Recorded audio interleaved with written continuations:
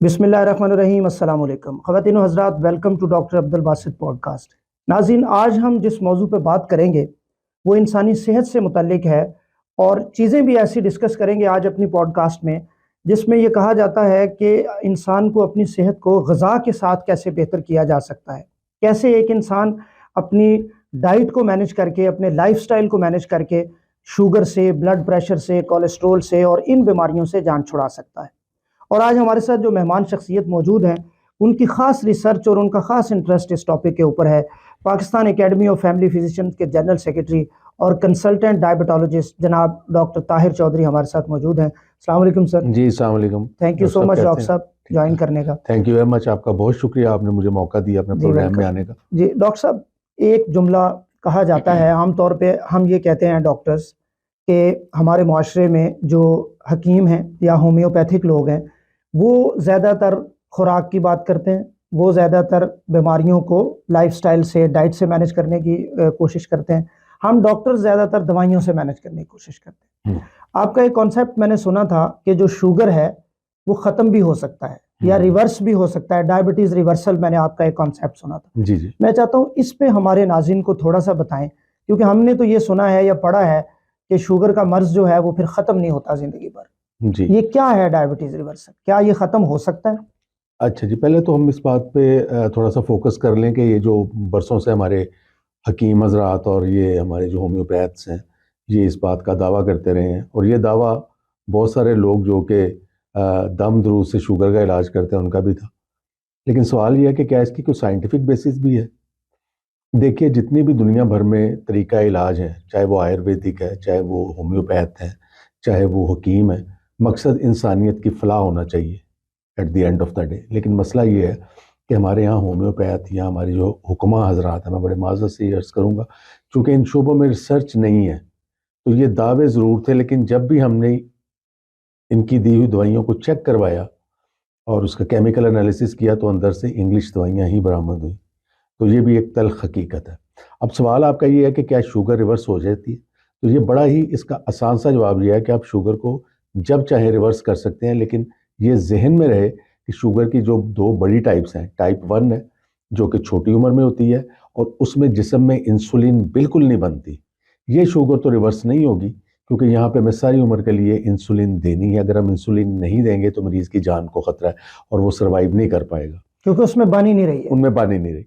अब जो टाइप 2 है जो कि दुनिया में तकरीबन 95% है, 5% टाइप 1 है जिनको इंसुलिन की ज़रूरत है, बिल्कुल उनको देनी चाहिए, दवाएं देनी चाहिए, ग़िज़ा के साथ ट्रीटमेंट करना चाहिए। लेकिन जो टाइप 2 है जो कि 95% है मोर और लेस पूरी दुनिया में, मैं ये समझता हूँ कि आज तक भी जो उनका इलाज होता रहा है वो शायद पूरी दुनिया में ही गलत होता रहा है।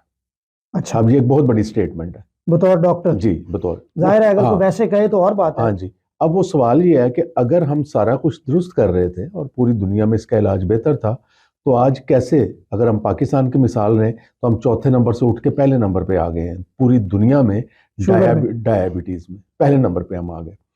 इसी तरह से पूरी दुनिया में बजाय इसके कि इसका ग्राफ नीचे जाता, सन 2000 से लेके अब 2024 आ गया, पिछले 24 साल में हर 2 साल बाद इंटरनेशनल डायबिटीज़ फेडरेशन अपने अदाद शुमार का इजरा करती है और उसमें हर साल ये जो है ना नंबर ऑफ पेशेंट्स पूरी दुनिया में बढ़ते चले जा रहे हैं। और माहिरीन ये कह रहे हैं कि आज दुनिया के जिस खत्ते में भी जितने मरीज़ मौजूद हैं, 2040 या 50 तक उनकी तादाद मज़ीद डबल हो जाएगी। तो बैसियत डॉक्टर के आप ये नहीं समझते कि ये एतराफ़ शिकस्त है कि हमने 2050 आने से पहले ही ये सोच लिया है कि मरीज डबल हो जाएंगे। मरीज डबल हो जाएंगे। तो अगर हम सब कुछ दुरुस्त करते आ रहे थे और दुरुस्त करते आ रहे हैं, तो फिर तो हमें इसको उल्ट खुशखबरी लोगों को सुनानी चाहिए कि 2050 में हम शुगर फ्री हो जाएंगे। होना तो ये चाहिए था, लेकिन ऐसा नहीं हो रहा। इसका मतलब क्या है कि हम कुछ तो गलत कर रहे हैं। वो क्या है? वो गलती ये है कि शुगर जो है कोई एक डाइटरी मर्ज है। ठीक है, खाने पीने का मर्ज है और ये इसी वजह से चूंकि होता है, और हम इसको ट्रीट कर रहे हैं दवाओं के साथ।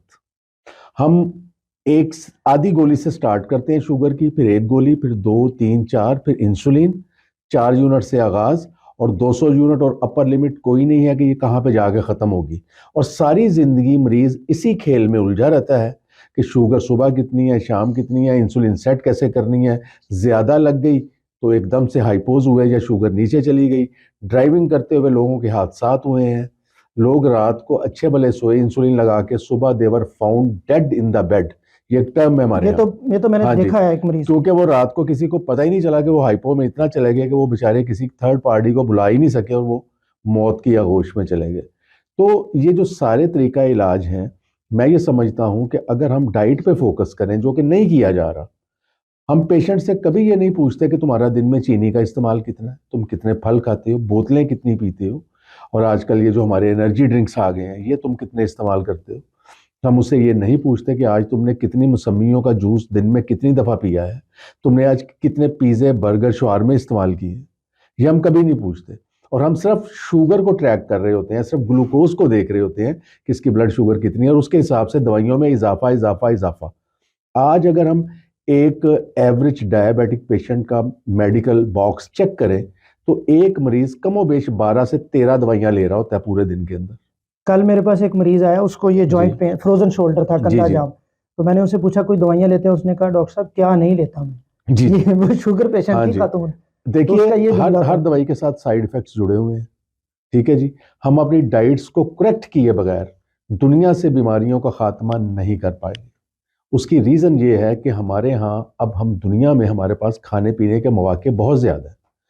हम सुबह उठते हैं, नाश्ता नाश्ता हमारे यहाँ जो लाहौर में कल्चर है ख़ास तौर पे, वो ये है कि सुबह नान चने, हलवा पूरी या पराठे और ये सारी चीज़ें ये। उसके बाद जब हम ऑफिस जाते हैं तो आगे हमारा जो ऑफिस बॉय है उसने हमारे आगे चाय रख देनी है। बिस्किट भी। हाँ जी, बिस्किट भी रख देने हैं। फिर दोपहर का टाइम आ जाना है, हमने लंच करना है। लंच से शाम को जब हम काम से वापस आएंगे 4-5 बजे, घर में चाय बेगम ने रखी होनी है आगे। उसके साथ फिर कुछ ना कुछ लवाजमात ऐसे होने हैं जो यूजली बेकरी आइटम्स होती हैं, वो लिए हमने। वो अभी बॉडी उसके साथ लड़ रही थी तो डिनर का टाइम हो गया। डिनर टाइम हुआ तो हमने डिनर करने के बाद अब एक नया कल्चर डेवलप हो गया जब से हमारे यहाँ मोबाइल टेक्नोलॉजी आई है, तो हम सारी रात जागते हैं। कोई बंदा, मैं नहीं समझता कि 12-1 बजे से पहले सोता है। ये इंसानी जो बॉडी का सर्केडियन रिदम है, आप बीइंग डॉक्टर समझते हैं, ये उसके बिल्कुल अपोजिट है। अब ये हो नहीं सकता कि आप रात 12-1-2 बजे तक जागें और आपको भूख ना लगे, क्योंकि जितना आप लेट तक जागेंगे आपके जिस्म में जो हंगर हार्मोन्स हैं जो भूख लगाते हैं वो और ज्यादा बढ़ते चले जाएंगे, और कुछ ना कुछ आप खाते रहेंगे। इसकी वजह से इतने ज्यादा कार्बोहाइड्रेट्स, 3 तरह के हमारे यहाँ खुराक के अंदर 3 तरह के न्यूट्रिएंट्स होते हैं जिनको मैक्रो न्यूट्रिएंट्स कहते हैं, वो है कार्बोहाइड्रेट, प्रोटीन और फैट्स। कार्बोहाइड्रेट्स हम इतने ज्यादा खा लेते हैं कि हमारी जो बॉडी के अंदर इंसुलिन है, जो लबलबा इंसुलिन बना रहा है, आखिरकार वो थक जाता है कि चूंकि तुम बाहर से सप्लाई बंद नहीं कर रहे कार्बोहाइड्रेट की, मैं कितनी इंसुलिन बनाऊंगा और तुम्हारे लिए। और जब वो थक जाता है तो उसमें से जो इंसुलिन निकलती है वो नाकाफी हो जाती है, और वो जो कुछ हम खा रहे हैं चूंकि उसकी मिकदार बहुत ज़्यादा है, तो जो लबलबे से इंसुलिन निकल रही है उसकी मिकदार उस शुगर को जो बाहर से आ रही है कंट्रोल करने के लिए नाकाफ़ी साबित होती है। और हमारे डॉक्टर्स ये कह देते हैं कि अब तुम्हारा लबलबा इंसुलिन नहीं बना रहा।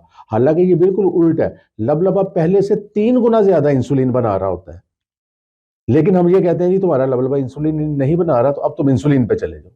और जैसे ही इंसानी जिस्म में बाहर से इंसुलिन आनी शुरू हो जाती है तो ये समझ लें कि इंसानी जिस्म का अंदरूनी निज़ाम शुगर तो कंट्रोल कर लेगा, लेकिन ये बाकी जिस्म के तमाम निज़ाम सर से लेके पांव तक, ये जो बाहर से आप इंसुलिन दे रहे हैं, ये इस बॉडी के लिए एक पॉइजन की शक्ल इख्तियार कर लेगा, जहर। जी। ये इंसुलिन आपके जॉइंट्स खाएगी, यही इंसुलिन आपके दिल के दौरे के चांसेस 3 गुना बढ़ा देगी। इससे आपकी जो भूलने की बीमारी है, अल्जाइमर डिजीज है, वो डबल हो जाएगी। अगर आपकी बॉडी के अंदर कोई ऐसे कैंसर सेल्स पड़े हैं जो कि डोरमेंट हैं और वो अभी उन्होंने आगे ट्यूमर की शक्ल इख्तियार नहीं की, और हो सकता है कि ये सारी उम्र ऐसे ही पड़े रहते, इंसुलिन का काम है, ये एक प्रोलिफरेटिव हार्मोन है, ये सेल्स की ग्रोथ करता है, ये ग्रोथ हार्मोन है, तो ये उन सेल्स की ग्रोथ कर देता है। तो जिसको कैंसर नहीं होना था उसके वो कैंसर सेल ग्रोथ करेंगे, ट्यूमर की शक्ल इख्तियार करेंगे। तो इसके साथ बहुत सारी कबाहतें जुड़ी हुई हैं। सो यू कैन से कि इंसुलिन एक गुड न्यूज़ है और बैड न्यूज़ है। ये नहीं है कि या ये गुड है या बैड है, ये दोनों है। अगर ये ग्लूकोज कंट्रोल कर रही है तो गुड है, लेकिन बाकी तमाम चूंकि मामलात को खराब कर देती है तो ये बैड है। डॉक्टर साहब, आप एक डॉक्टर हैं जाहिर है, जी जी और ये सारी बातें हमारी डॉक्टर कम्युनिटी भी सुनेगी और जी बहुत जरूर सारे लोग आपसे इस पे दलील भी मांगेंगे जी और वो पूछेंगे कि इस पे आपके पास कोई, क्योंकि इंसुलिन तो अब हर घर में लग रही है, हर जी जी दूसरे तीसरे जी जी मरीज को लग रही है, जी जी और आप कह रहे हैं कि इंसुलिन जहर की सूरत। जी। अब देखिए डॉक्टर बासित, बात यह है कि आप खुद चूंकि डॉक्टर हैं, अगर मैं आपके पॉडकास्ट पे ये क्या बैठ के ये बात कर रहा हूँ, तो ये अंडरस्टूड बात है कि मुझे बीइंग ए डॉक्टर पता है कि आज का ज़माना है एविडेंस बेस्ड मेडिसिन का। बिल्कुल। तो मेडिकल कम्युनिटी मुझसे पूछेगी कि ये जो कुछ आप कह रहे हैं उसका एविडेंस क्या है। इसका इतना एविडेंस मौजूद है कि आप सोच नहीं सकते, लेकिन अनफॉर्चुनेटली इस एविडेंस को हमारी डॉक्टर कम्युनिटी तक नहीं पहुंचने दिया गया। चूंकि डॉक्टर कम्युनिटी तक ये, अच्छा, उसकी कुछ वजूहत है कि ये क्यों नहीं पहुंचने दिया गया। हमारे डॉक्टर्स का जो सोर्स ऑफ इंफॉर्मेशन है वो सिर्फ और सिर्फ इंटरनेशनल गाइडलाइंस हैं, जो हर साल हर स्पेशलिटी की जो है वो आती हैं जारी बीमारियों करते के हैं, मुतालिक जो हदायत जारी होती हैं। हदायत जारी होती हैं। दुनिया की मिसाल के तौर पे हम डायबिटीज़ की बात करें तो अमेरिकन डायबिटीज़ एसोसिएशन जो है वो अपनी गाइडलाइंस जारी करती है, इंटरनेशनल डायबिटीज़ फेडरेशन अपनी जारी करती है, क्लिनिकल एंडोक्राइनोलॉजिस्ट की अमेरिकन जो ऑर्गेनाइजेशन है वो अपनी, इसी तरह आपकी आर्थोपीडिक की सोसाइटीज़ होंगी, सारी आपकी मैदे की सोसाइटीज़ होंगी। अच्छा, अब सवाल ये है कि हमने इन गाइडलाइंस को आसमानी सहीफ़ा समझ लिया और हम ये समझते हैं कि अगर हम इन गाइडलाइंस से थोड़ा डिविएट कर जाएंगे तो फिर हम जो है ना इलाज सही नहीं कर रहे। इलाज सही नहीं कर रहे।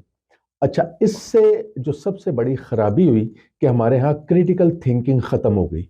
हम चीज़ों का तनकीदी जायज़ा नहीं लेते। अब हम ये कहते हैं ये बनी बनाई गाइडलाइन मिल गई, मैंने इसके मुताबिक चलना है। अब ये एक और बहुत बड़ी बात मैं आपके तवज्जुह से लोगों तक पहुंचाना चाहता हूं, और मैं बीइंग ए डॉक्टर, देखिए, जो घर का भेदी होता है वो ये सारी चीज़ें जानता है। ठीक है, मुझे पता है कि शायद इस पॉडकास्ट के बाद मुझे बहुत तनकीद का भी सामना करना पड़े, लेकिन सच जो है वो सच है। क्यों ये नॉलेज डॉक्टर तक नहीं पहुंचने दिया गया कि ये जितनी इंटरनेशनल गाइडलाइंस हैं इनको फंड करती हैं फार्मास्यूटिकल कंपनीज। और मुझे बीइंग ए डॉक्टर आप अपनी स्पेशलिटी में बता दें, मैं अपनी स्पेशलिटी में आपको बताने के लिए तैयार हूं। क्या आज तक आपने कोई ऐसी इंटरनेशनल गाइडलाइन देखी है जो डी प्रिस्क्राइब करना या मरीज की दवाओं को कम करना सिखाती हो? हाँ, वो तो जाहिर है उन मजीद एक दवा, बढ़ा रही हैं उसको। 2 दवाएं, इस दवा से अगर ये साइड इफेक्ट हुआ है तो इसके साइड इफेक्ट के लिए ये दवा। ठीक है जी, जब इन दोनों का साइड इफेक्ट हो तो तीसरी दवा। और किसी ने भी इस मामले पे गौर नहीं किया कि ये जो ग़िज़ा है ये बजाते खुद एक बहुत बड़ा तरीका इलाज है। इसको आप अंडर एस्टिमेट मत कीजिए। मैं बाकी स्पेशलिटीज़ में, जाहिर से मेरी अपनी स्पेशलिटी डायबिटीज़ है, तो डायबिटीज़ एक या ज़ियाबितस एक रिवर्सेबल डाइटरी डिजीज़ है। अब सर बताएं कि फिर कैसे रिवर्स होगी। अच्छा, ये कैसे तो आपने रिवर्स बता होगी? दिया ना कि जी, खामियां ये हैं। हमारी जो जितनी अभी तक गुफ्तगू हुई है उसके अंदर ही इसका जवाब है। उसका जवाब ये है कि पहली बात ये है कि हमारा ऑन एवरेज एक बंदे का एक दिन में 6 से 8 खाने खाता है वो। हाँ, छोटे मोटे 3 खाने तो बड़े उसने खाने खाने मिला हैं, के। नाश्ता, लंच और डिनर, और इसके अलावा स्नैकिंग इतनी ज्यादा है। अब सवाल ये है कि आपकी इंसुलिन, जब आप कोई भी चीज बाहर से खाएंगे तो अल्लाह पाक ने आपके जिस्म में एक लबलबे नाम की एक चीज रखी है जिसे पेंक्रियाज कहते हैं। वो इंसुलिन बनाता है और शुगर को कंट्रोल कर लेता है। उसकी एक खास कैपेसिटी है इंसुलिन बनाने की। अच्छा, जब सुबह से चले आगाज करते हैं कि जब सुबह हमने नाश्ता किया, मैंने नाश्ता लिया और चाय पी, साथ मीठी चीनी वाली, और साथ जो भी अपनी मर्जी का नाश्ता, अगर मैंने एक टोस्ट लिया मिसाल के तौर पर, बहुत कम लोगों को यह पता है कि अगर हम सुबह एक स्लाइस डबल रोटी का लेंगे तो उसके अंदर 4 चम्मच चीनी कुदरती मौजूद है, चाहे वो ब्राउन है या वाइट है, ठीक हो, क्योंकि इसके अंदर मैदा है, स्टार्च है, वो कार्बोहाइड्रेट्स में उससे आता चीनी है। बन हाँ जाएगी। जी, उससे चीनी बन जाएगी। तो 4 चम्मच, अब आप स्लाइस गिनते जाएं और 4 से उसको जरब देते जाएं। अच्छा, यानी चार, अगर किसी ने 4 स्लाइस खाए हैं हाँ जी, तो उसने 16 चम्मच 16 चीनी चम्मच सुबह चीनी अपनी खाई। बॉडी में ले ली। ठीक है। अच्छा, अब उसको कंट्रोल करने के लिए, जब तक आपका लबलबा बड़ा अच्छा है, जवान है, वो उतनी इंसुलिन बना देगा। 2 घंटे के बाद आपकी शुगर नीचे आ जाती है, इसलिए हम 2 घंटे के बाद पेशेंट को कहते हैं ना अपनी ब्लड शुगर चेक करें। जी। 2 घंटे के बाद शुगर नीचे आ जाती है, लेकिन इंसुलिन जो लबलबे ने बनाई है वो उसके बाद मजीद 2 घंटे चौकीदारी करती है, अगले 2 घंटे, यानी वो 4 घंटे बाद नीचे आएगी। और एक बात याद रखिए कि जब तक इंसुलिन नीचे नहीं आएगी, आपकी बॉडी में जितना सरप्लस फूड है, यानी जो आपके सेल्स की नीड के बाद जो बच गया है, वो सारा फूड आपके सेल्स के अंदर इंसुलिन धकेलती रहेगी। ये अल्लाह मियां ने इसको ड्यूटी दी है कि तुमने जो चीज सरप्लस है इंसानी जिस्म की जरूरत से ज्यादा, उसको स्टोर कर देना है।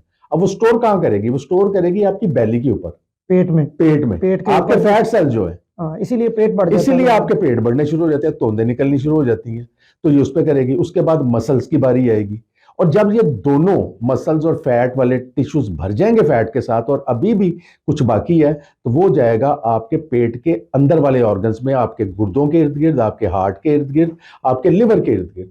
जब ये भी स्टोर फुल हो जाएंगे तो फिर ये सारा कुछ जाएगा आपके लिवर के अंदर, और जब आपके लिवर के अंदर ये चीजें डिपॉजिट होनी शुरू हुई तो फिर आपका हो गया फैटी लिवर। फैटी लिवर की जो स्टोरी है, आज अगर आप 100 मरीजों का अल्ट्रासाउंड कराएं, रैंडमली उनको पकड़े, अल्ट्रासाउंड कराएं, 80% लोगों का फैटी लिवर सर निकलेगा। 110 का आ जाएगा। हाँ जी, अब 100 मैं मुख्तार अंदाजा 110 बता का रहा हूं। फैटी हाँ लिवर जी। लिखा आ जाएगा। अच्छा, वो फैट कहाँ से आई है? वो फैट हमारी बिस्यार खोरी से आई है, और हमारे जो बहुत ज्यादा खाने के मौके हैं।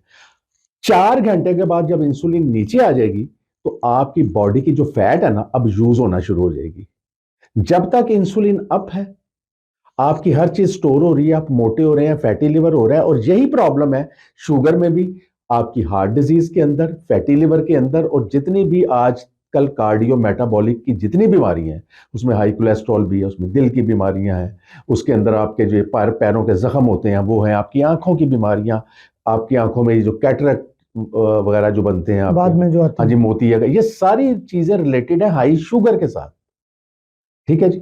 अच्छा, अब इसी तवज्जो से जब 4 घंटे बाद शुगर को नीचे आना था, तो हम 4 घंटे से पहले पहले कुछ और खा लेते। चाय बिस्किट, आपकी कोई शुगर चीज। फिर जो नीचे आने की तैयारी कर रही थी वो फिर ऊपर चली गई।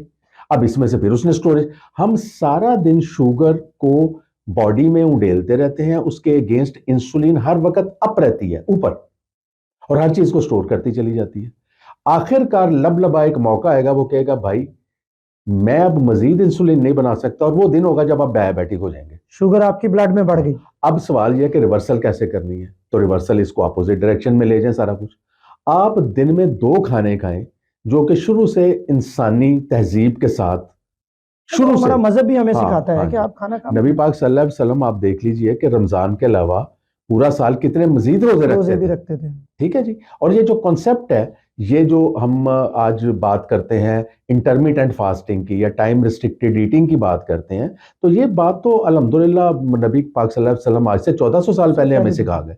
ठीक है जी। और इसके एविडेंसेस आज से 1 सदी पुराने अगर हम पेपर्स निकालें, जब मैंने रिसर्च शुरू की, तो ये जो इंटरमिटेंट फास्टिंग है, ये तो कम से कम 1 सदी पुराना कॉन्सेप्ट है। वेस्ट में भी वहां से जी, वहां से ये आया कॉन्सेप्ट। और हम अगर 2 खाने खाएं और दरमियान में स्नैकिंग छोड़ दें, इसके पीछे लॉजिक क्या है कि हमें अपनी इंसुलिन को नीचे रखना है। जब इंसुलिन नीचे रहेगी बॉडी के अंदर, आपकी बॉडी में, तो आपके जिस्म के अंदर जो फैट थी वो अब बर्न होगी। जब हम कुछ नहीं खा रहे होंगे तब भी हमारा जिस्म अपनी एनर्जी हासिल करेगा हमारी फैट से, और वो फैट हमारे लिवर में मौजूद है, वो हमारे पेट के इर्द गिर्द मौजूद है, हमारे हिप्स एंड बट्स के इर्द गिर्द मौजूद है।